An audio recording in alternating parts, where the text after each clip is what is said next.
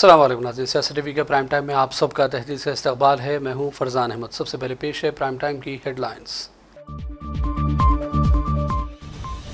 Chief minister Revanth Reddy Delhi रवाना हो गए। तेलंगाना के उमूर वजारत में इम्कानी तोसी समेत दीगर तमाम मामलात पर हाईकमान से बातचीत मुतवक्को। तेलंगाना में 1 मार्च से अहल गरीब खानदानों में राशन कार्ड्स की होगी तकसीम। रियासती वजीर उत्तम कुमार रेड्डी का बयान। बीजेपी लीडर बंडी संजय के बयान गैर जिम्मेदाराना, इलेक्शन कमीशन से शिकायत की जाएगी। तेलंगाना कांग्रेस सदर महेश कुमार गौड़ का ऐलान। मोदी हुकूमत ने दलित, कबायली, पसमानदा और अक़लियती तबकों के तलबा के वज़ाइफ छीन लिए। कांग्रेस सदर मल्लिकार्जुन खड़गे ने जाहिर की फिक्रमंदी। और इसराइली फ़ौज जंगी जराइम, क़त्ल गारत और नस्लकुशी की कर रही है कार्रवाइयाँ। ह्यूमन राइट्स वॉच ने जाहिर की गहरी तशवीश। यूरोपीय ममालिक से मुदाखलत का किया मुतालबा। हेडलाइंस आपने देखी और पेश है खबरों की तफसीलात। शुरुआत करेंगे बड़ी खबरों से। चीफ मिनिस्टर रेवंत रेड्डी दिल्ली का दौरा कर रहे हैं। इम्कानी के तेलंगाना अमूर वजारत में इम्कानी तोज़ी समेत दीगर तमाम मसाइल पर वो मरकज़ी क़यादत से बातचीत करेंगे। रेवंत रेड्डी के दौरे दिल्ली के मौके पर उनकी पार्टी सरबराह मल्लिकार्जुन खड़गे, राहुल गांधी और दीगर क़ायदीन से भी मुलाकातें मुतवक्को हैं। तेलंगाना में कास्ट सर्वे को भी मरकज़ी क़यादत ने सराहा है और दीगर रियासतों के लिए इसे रोल मॉडल करार दिया गया। पसमानदा तबक़ात को तहफ़्फ़ुज़ात देने के मामले में भी कांग्रेस तेलंगाना हुकूमत संजीदगी का मुज़ाहिरा कर रही है और इलेक्शन से कबल किया गया अपना वादा भी पूरा किया जा रहा है। तेलंगाना में 1 मार्च से अहल गरीब खानदानों में राशन कार्ड की तकसीम शुरू कर दी जाएगी। पहले मरहले में हैदराबाद, रंगारेड्डी और मुत्तहदा महबूबनगर अजला में एक ही दिन में 1 लाख नए राशन कार्ड जारी करने का मंसूबा है। 8 मार्च के बाद दीगर अजला में भी राशन कार्ड तकसीम होंगे। उत्तम कुमार रेड्डी ने कहा है कि 10 साल बाद गरीब आवाम का राशन कार्ड हासिल करने का ख्वाब पूरा हो रहा है। तेलंगाना में कांग्रेस हुकूमत ने 26 जनवरी को नए राशन कार्ड की इजराई शुरू की और इब्तदाई तौर पर 16,900 खानदानों को राशन कार्ड जारी किए गए, लेकिन इसके बाद MLC इलेक्शन का इंतखाबी ज़ाब्ता अखलाक नाफिज हो गया, जिसकी वजह से इसे रोका गया। हुकूमत ने इन अजला में राशन कार्ड तकसीम करने का ऐलान किया है जहां इलेक्शन कोड नहीं है। 8 मार्च के बाद तमाम अजला में कार्ड तकसीम होंगे और हुकूमत 5,12,000 खानदानों को नए राशन कार्ड फराहम करेगी। जो लोग अभी तक दरख्वास्त नहीं दिए हैं वो अब भी मी सेवा सेंटर पर 50 रुपये फ़ीस अदा करके दरख्वास्त दाखिल कर सकते हैं। दरख्वास्त का स्टेटस देखने के लिए रेफरेंस नंबर भी फराहम किया जा रहा है। तेलंगाना की अवाम अरसे से इंतजार कर रहे थे कि उन्हें आखिर राशन कार्ड कब मिलेगा। रियासती वज़ीर पूनम प्रभाकर ने भी इस सिलसिले में सोशल मीडिया प्लेटफॉर्म X पर पोस्ट किया और लिखा कि 1 मार्च से राशन कार्ड जारी कर दिए जाएंगे। उन्होंने कहा कि रेवंत रेड्डी हुकूमत अपने वादे को पूरा कर रही है और पहले ही दिन 1 लाख राशन कार्ड जारी करने का मनसूबा तैयार किया गया। हैदराबाद, रंगारेड्डी और महबूबनगर में 1 मार्च से राशन कार्ड जारी होंगे, जबकि बाकी अजला में 8 मार्च से नए राशन कार्ड जारी किए जाएंगे। बीजेपी लीडर बंडी संजय की जानिब से कांग्रेस को MLC इलेक्शन में वोट देने पर पाकिस्तानी टीम की तायद और बीजेपी को वोट देने पर टीम इंडिया की हिमायत वाले बयान पर कांग्रेस सख्त बरहम है। तेलंगाना कांग्रेस सदर महेश कुमार गौड़ ने कहा कि हम इलेक्शन कमीशन में इस सिलसिले में शिकायत दर्ज करवा रहे हैं। इस तरह के गैर जिम्मेदाराना बयानात के खिलाफ सख्त कार्रवाई करना ज़रूरी है।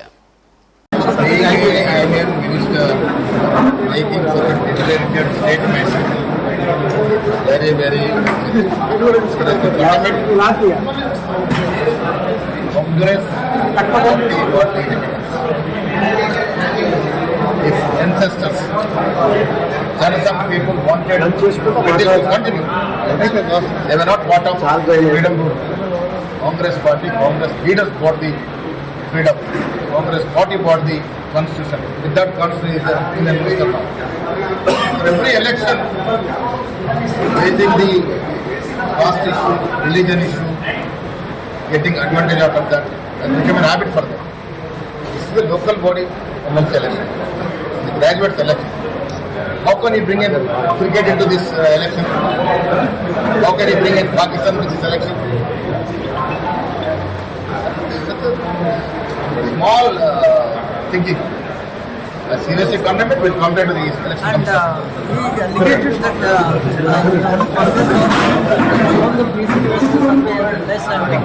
it's all ridiculous statements is giving. We are the party, Congress party has given 56% of the document. This first of its kind in the history of Indian independence. No other party, no other state has voted. thanks to Revanth Reddy, taught in classes, as well as Rahul Gandhi. It is the first government in the country to bring in class census. We have established the 56% of population are BCs. Muslims are part of that. Even in Gujarat, what Modi said, Muslims are enjoying OBC reservation in Gujarat. Then why not in Telangana? Election commission ने MLA कोटे के तहत मुजवजा तेलंगाना के 5 अरकानी council की आइंदा माह सुबुकदोशी और 5 नए अरकान के इलेक्शन के ज़िमन में शेड्यूल जारी किया। तेलंगाना के 5 सुबुकदोश वाले अरकान में मोहम्मद महमूद अली, सत्यवती राठौर, श्री सुभाष रेड्डी, मलेश शिग्गे और मिर्ज़ा रियाजुल हसन आफंदी भी शामिल हैं, जिनके मियाद आइंदा महीने 29 मार्च को ख़त्म होगी। शेड्यूल के मुताबिक तेलंगाना में मुजवजा 5 एमएलसी इलेक्शन के लिए 3 मार्च को एलामिया जारी होगा। पर्चे नामजदगी के इदखाल की आखिरी तारीख 10 मार्च रहेगी। 11 मार्च को पर्चों की जाँच होगी और पर्चे से दस्तबरदारी की आखिरी तारीख 13 मार्च मुकर्रर की गई। 24 मार्च को इंतखाबी अमल मुकम्मल हो जाएगा। आंध्र प्रदेश में भी 29 मार्च को 5 अरकान कौंसिल की मियाद ख़त्म हो रही है। इलेक्शन कमीशन ने दोनों तेलुगु रियासतों के लिए एमएलसी इलेक्शन का मुश्तरका शेड्यूल जारी किया। श्रीशैलम लिफ्ट बैंक कनाल की सुरंग में फंसे 8 वर्कर्स को निकालने का काम जारी है। इस दौरान कांग्रेस के रुकन पार्लिमान श्री किरण कुमार रेड्डी ने मीडिया से बातचीत की और कहा कि तेलंगाना के वजीर आपाशी उत्तम कुमार रेड्डी और दीगर सूरत हाल पर रास्त तौर पर नज़र रखे हुए हैं और हमारी कोशिश है कि ऑपरेशन कामयाब रहे और वर्कर्स की जान भी महफूज रहे। The incident happened in SLBC tunnel where 8 of the workers are missing from the last 3 days. The government is dedicatedly, tirelessly working on that to rescue them.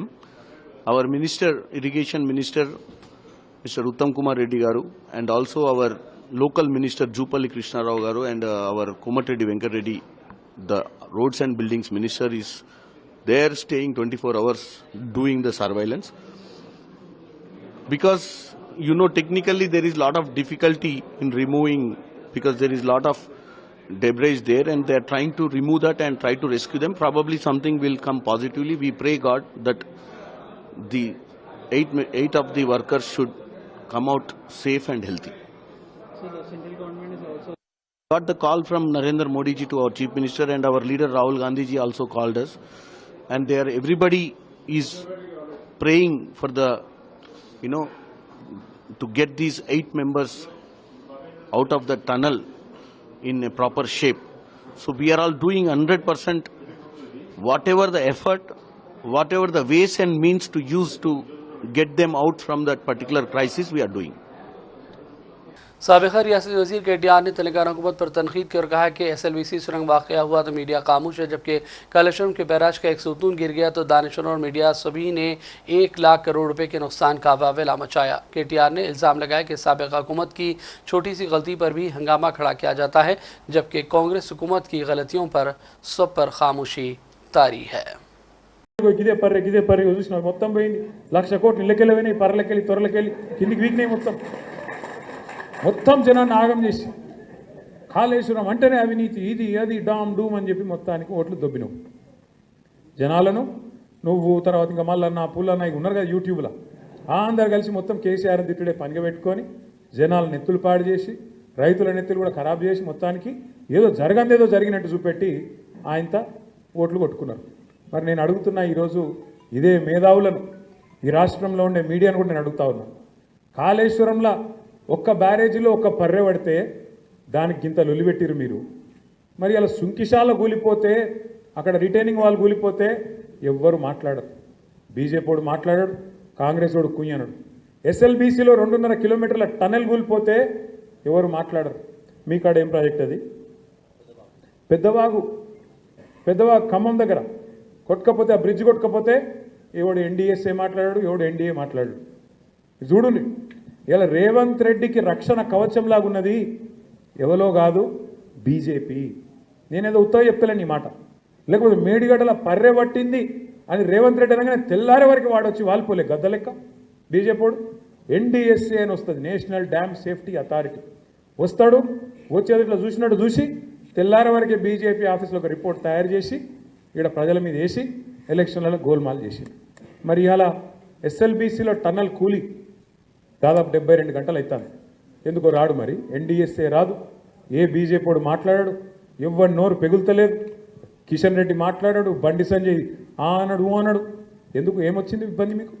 ఎందుకు మాట్లాడతలేరు? उबैदुल्ला कोतवाल चेयरमैन तेलंगाना अखिलियती मालियाती कॉरपोरेशन ने चीफ मिनिस्टर तेलंगाना रेवंत रेड्डी से मुलाकात की। इस मौके पर अखिलियतों से मुताल्लिक़ मुख्तलिफ़ मसाइल पर गुफ्तगू हुई। कोतवाल ने अखिलियतों के लिए अलहदा बजट अलॉट करने की इस मौके पर दरख्वास्त की। इस मौके पर दीगर कांग्रेस लीडरान भी मौजूद थे। मरकजी वजीर किशन रेड्डी ने कहा कि अंबरपेट फ्लाईओवर तैयार है, ताहम ब्रिज के करीब वाक़ सड़कों के दोनों जानिब ज़मीन के हुसूल की कोशिशें जारी हैं, इसलिए ब्रिज की शुरुआत में ताख़ीर हो रही है, फंड्स की कमी है। उन्होंने कहा कि तेलंगाना हुकूमत इस सिलसिले में तेज़तर इक़दामात करे ताकि ब्रिज से जुड़े कामों की जल्द तकमील हो जाए और आवाम के लिए ट्रैफिक के मसाइल भी कम हो सके। मेरा लोकसभा क्षेत्र में अंबरपेटा 6 नंबर फ्लाईओवर का जो कंस्ट्रक्शन एक्टिविटी बहुत दिन से पेंडिंग था, पूरा हो गया। मगर अभी भी जो फ्लाईओवर के नीचे से 2 तारा रोड जाते हैं 2 साइड्स का, वो रोड्स पूरा बनाना है। इसके लिए 6 जगह अभी लैंड एक्विजिशन का पेंडिंग है। मैं तेलंगाना सरकार से पहले से भी डिमांड कर रहा हूं, अभी भी रिक्वेस्ट भी कर रहा हूं। अभी 6 जगह लैंड एक्विजिशन पूरा करना है। लैंड एक्विजिशन जैसा पूरा करके दिए तो नीचे का रोड भी पूरा होगा। कल से शिवरात्रि से टेम्पररी बेसिस, एक्सपेरिमेंट बेसिस ऊपर से ट्रैफिक छोड़ेंगे। नीचे जो रोड बनाना है जीएचएमसी बनाना है, मगर जीएचएमसी के पास पैसा नहीं रहने के कारण हम पूरा इस नेशनल हाईवेज के द्वारा ही पूरा रोड बनाएंगे। फ्लाईओवर के नीचे जो ग्रीनरी डेवलपमेंट करना है, ग्रीनरी डेवलपमेंट करेंगे, ग्रिल्स लगाएंगे। ये भी काम 1 महीना, लगभग 1.5 महीने के अंदर नीचे का काम पूरा स्पीड करेंगे, क्योंकि नीचे से ट्रैफिक ज्यादा है, काम करने में मुश्किल है। नेशनल हाईवे है, बसें जाते हैं, गाड़ियां जाते हैं, इसलिए पहले से ट्रैफिक टेम्पररी बेसिस छोड़कर नीचे काम स्पीड अप करके हम पूरा करेंगे। मगर इससे सबसे ज्यादा महत्वपूर्ण विषय है जो 6 जगह अभी लैंड एक्विजिशन का समस्या है, वो 6 जगह लैंड एक्विजिशन समस्या स्टेट गवर्नमेंट पूरा करना है। कुछ जगह तो कुछ घर वाले पैसा 2.5 करोड़ लेने के बाद वो घर वाला छोड़ के चले गए, मगर कुछ रिलीजियस के नाम पर उस घर में कुछ चिल्लाया बोलकर अभी इसको इश्यू बनाने के लिए रोड डालने नहीं दे रहे। ऐसे छोटे छोटे इश्यू लोकल में बहुत जगह फेस कर रहे। ये इश्यू लोकल के रहने वाले बस्ती के बड़े लोग और अधिकारी मिलकर इस समस्या हल करना चाहिए। इसको रिलीजियस नहीं तो राजनीतिक इश्यू नहीं बनाना चाहिए। इस इश्यू लोकल बैठ के इस समस्या को हल करने के लिए मैं रिक्वेस्ट किया हूं। आज मैं मुख्यमंत्री को, चीफ सेक्रेटरी को इस विषय पर फिर एक बार, अभी तक बहुत लेटर लिखा हूं, केसीआर को लिखा हूं और इसके बाद कांग्रेस पार्टी सरकार आने के बाद रेवंत रेड्डी को लिखा हूं, फिर एक बार आज फाइनली और एक लेटर लिखने वाला हूं। Telangana board of intermediate education ने 5 मार्च से शुरू होने वाले इंटरमीडिएट इम्तिहानात के हॉल टिकट जारी कर दिए। बोर्ड के सेक्रेटरी एस कृष्णा आदित्य ने कहा कि पहले और दूसरे साल के तलबा के लिए हॉल टिकट ऑनलाइन दस्तियाब हैं। इस साल एक नई पहल करते हुए हॉल टिकट में QR कोड भी शामिल कर दिया गया ताकि तलबा को आसानी के साथ उनके इम्तिहानी मरकज़ का पता लगाने में मदद मिले। तलबा अपने हॉल टिकट अपने मुतालिका कॉलेज के प्रिंसिपल से हासिल कर सकते हैं। तलबा को उनके रजिस्टर्ड मोबाइल नंबर पर हॉल टिकट डाउनलोड करने के लिंक के साथ एक SMS भी भेजा जाएगा। हॉल टिकट में किसी भी ज़रूरी तस्दीक को कॉलेज के प्रिंसिपल के जरिए बोर्ड को तवज्जो दिलाई जा सकती है।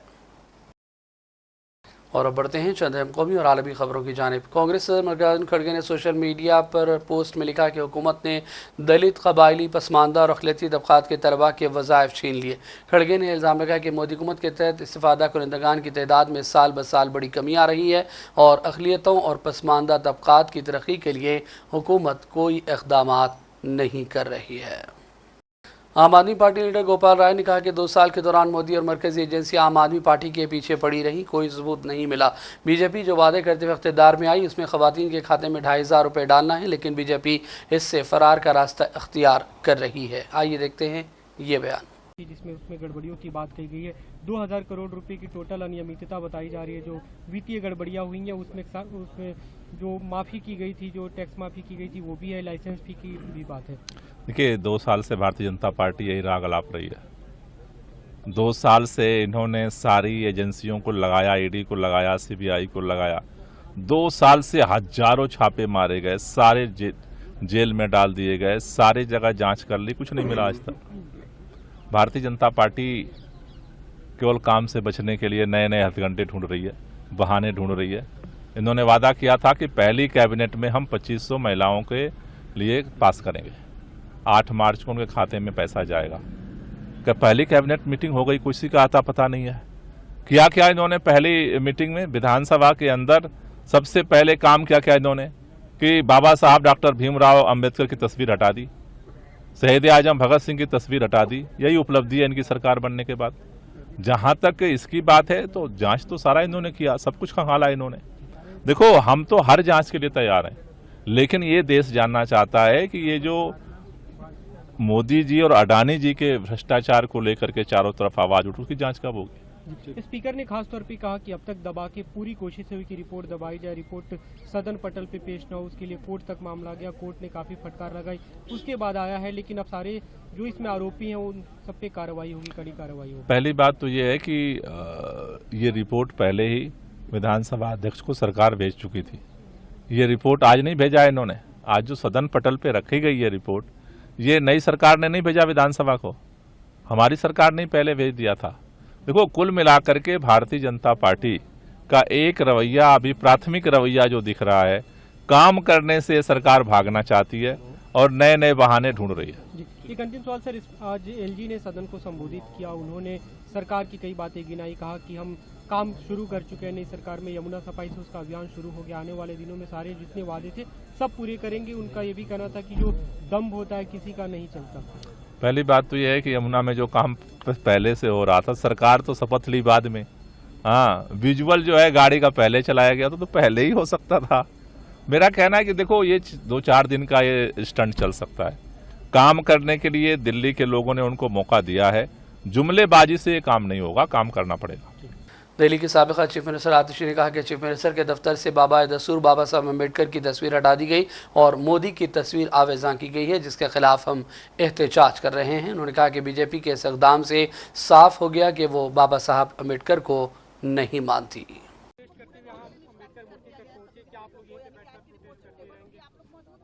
भारतीय जनता पार्टी ने बाबा साहब भीमराव अंबेडकर की तस्वीर हटाकर प्रधानमंत्री नरेंद्र मोदी जी की तस्वीर लगा दी। मुख्यमंत्री कार्यालय से, जो सचिवालय में है, विधानसभा में जो मुख्यमंत्री कार्यालय है, सारे मंत्रियों के कार्यालय से। क्या भारतीय जनता पार्टी को लगता है कि प्रधानमंत्री नरेंद्र मोदी बाबा साहब अंबेडकर से बड़े हैं? जब हमने बाबा साहब के नाम के नारे विधानसभा में लगाए तो आम आदमी पार्टी के विधायकों को निष्कासित कर दिया गया। जब भारतीय जनता पार्टी के विधायकों ने मोदी जी के नारे लगाए तो उनको छुआ भी नहीं। इसका क्या मतलब है? भारतीय जनता पार्टी को बाबा साहब की तस्वीर से नफरत है, भारतीय जनता पार्टी को बाबा साहब के नाम से नफरत है। भारतीय जनता पार्टी को लगता है कि मोदी जी बाबा साहब अंबेडकर से बड़े हैं और इस अहंकार का जवाब देश के लोग उन्हें देंगे। एलजी ने अपने अभिभाषण में कहा कि हम विकसित भारत, विकसित दिल्ली का जो मैनिफेस्टो है उसको एक तरह से लागू करेंगे, दिल्ली में काम शुरू हो जाएगा तुरंत ही। यमुना नदी, इस देश का विकास अगर एक आदमी ने किया है वो बाबा साहब भीमराव अंबेडकर हैं। जो सरकार अपनी शुरुआत करती है बाबा साहब भीमराव अंबेडकर की तस्वीर हटाकर, उसने साफ कर दिया है वो किस तरह का विकास चाहते हैं। भारतीय जनता पार्टी को लगता है कि नरेंद्र मोदी जी बाबा साहब भीमराव अंबेडकर से बड़े हैं।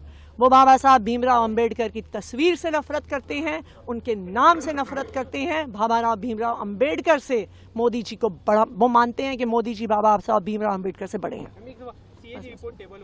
और अब आखिर में बात करेंगे फ़लस्तीन के हवाले से एक अहम खबर। ह्यूमन राइट्स वॉच ने यूरोपीय वज़राए ख़ारजा से मुतालबा किया कि वो यूरोपीय यूनियन इसराइल एसोसिएशन काउंसिल के एक हिस्से के तौर पर इसराइली वज़ीर ख़ारजा से मुलाकात के मौके पर इसराइल के फ़लस्तीनियों के ख़िलाफ़ हवलनाक जराइम और बैनुल-अक़वामी क़वानीन की संगीन खिलाफ वर्जियों की मज़म्मत करे। बयान में कहा गया कि इसराइल के जराइम की मज़म्मत करने में यूरोप की नाकामी ने इसे हवा दी है और दोहरे मेयार के जायज़ इल्ज़ामात लगे। खुद इसराइल के वज़ीर दिफ़ा ने कहा कि लगभग 40,000 फ़लस्तीनी किसी भी वक्त उन घरों में वापस नहीं हो सकते जिनसे वो मगरबी किनारे में नक़ल मकानी पर मजबूर हुए।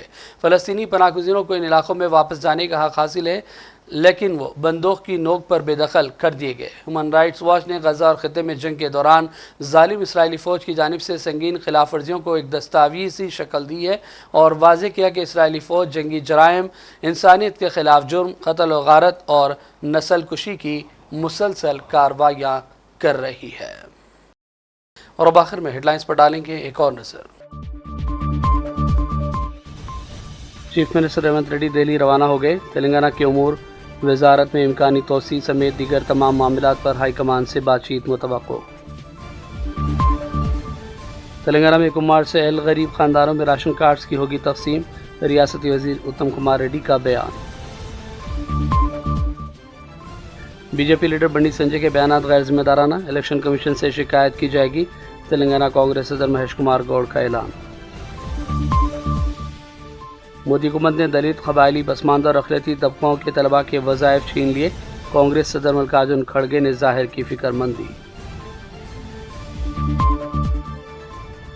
और इसराइली फ़ौज जंगी जराइम, क़त्ल गारत और नस्लकुशी की कर रही है कार्रवाइयाँ। ह्यूमन राइट्स वॉच ने जाहिर की गहरी तशवीश। यूरोपीय ममालिक से मुदाखलत का किया मुतालबा। प्राइम टाइम का सिलसिला फ़िलहाल यही ख़त्म करते हैं। मोहम्मद फरजान अहमद को पूरी टीम के साथ इजाज़त दें। देखते रहिए सियासत टीवी। अल्लाह हाफ़िज़।